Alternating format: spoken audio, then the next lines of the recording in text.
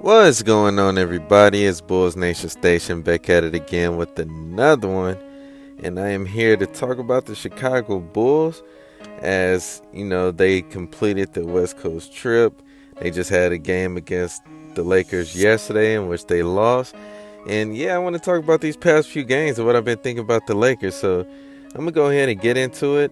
Before I do, I want you guys to subscribe to my page as I talk about straight Bulls content on here. And don't forget to hit that bells button if you're a true Bulls fan. But yeah, I'm going to talk about a few things. So I'm going to get into it. So the Chicago Bulls, they had a successful West Coast trip. They beat the Lakers, they beat the Trailblazers, and they lost to the Clippers. And then they came back home and lost again to the Lakers again. Well, in the two losses, you could kind of see why we lost. And then the two wins, you could kind of see what enabled us to take off in those wins as we won them two games very handily. And so, yeah, the first couple games against the Lakers, the Bulls were shooting very good, lights out. I mean, hitting threes. Io was hitting threes. Kobe was hitting threes. Even DeMar, Pat, everybody was hitting threes. And Zach, he was pretty, unstoppable also. And so if you notice, against the Clippers, the page kind of turned a little bit as the Clippers, they shot an outstanding number three. So it wasn't too many people mad at that loss as the Clippers were shooting lights out, like 2K mode type of basketball. And so, yeah, that was pretty, that was something that's like, okay, Nick Batum went 8 for 10 from the three. Okay, well, of course we're going to lose. And then this game against the Lakers, it was a different reason why we lost as the Lakers didn't shoot all that great from the three. They beat us by getting plenty of foul calls, and then as you guys know, the Lakers get the most foul calls in the league, so that wasn't on our side. But even with that, we didn't help our case either. The Bulls shot horribly from the three. While Kobe White, he had a really good game, it wasn't too many others that did, but we just didn't hit that many threes. Vooch, he was the only one that shot a good percentage, and he was 3 for 4. But yeah, our shooting, when we're not shooting the ball at a good rate, the math will always do its justice.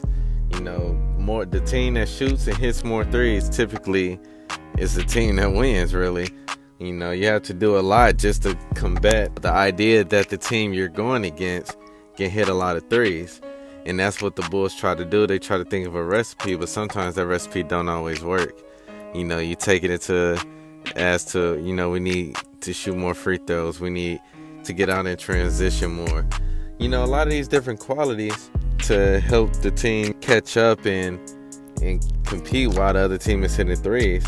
And your best bet is to make sure the other team don't hit threes, but some nights, you just can't help it. But another thing that hurt the Bulls last game that we struggled with was our size. I mean, the lineup that the Lakers have is a pretty big size as, you got Anthony Davis, LeBron James. They went with the big lineup against us, and I feel like our lineup was too small, and it kind of hurt, especially, with Caruso being hobbled. It just wasn't too much we can do for that lineup. And literally every time LeBron had the ball, we would have to trap. Every time Anthony Davis has the ball, we would have to trap. Even though this guy didn't have a good game at all, he actually played pretty bad yesterday. I honestly feel like the Bulls should have started Patrick Williams just for a defensive size.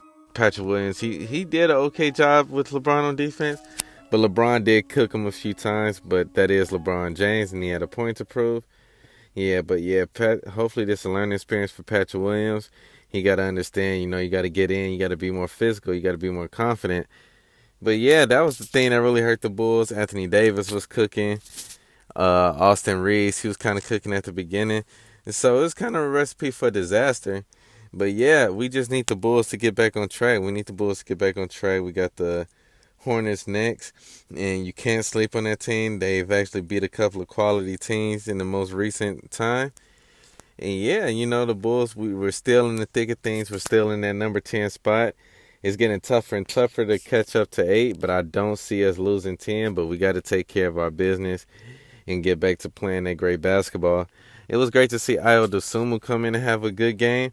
He played well after really having a horrible game against the Clippers. He was out with a point to prove, and that's awesome to see. But yeah, we just got to keep it going, man. Hopefully this Alex Caruso can manage his injury through the rest of the season to the play-in, because he's a very important player on our team.